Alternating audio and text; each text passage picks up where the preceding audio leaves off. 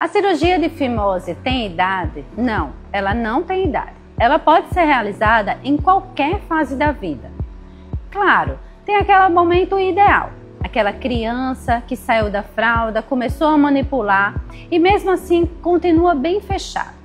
Essa criança, ela precisa ser operada o mais precoce possível, para quando chegar na fase da adolescência não estar sofrendo com infecção, com machucado.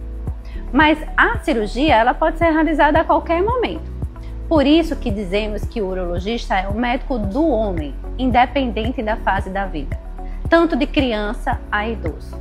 E com a campanha Venha Pro Uro, quanto mais cedo você levar o seu filho ao urologista para orientações gerais do órgão genital dele, melhor. Se você é mãe de menino, é importante você ensinar desde cedo a conscientização e a importância do urologista na vida dele.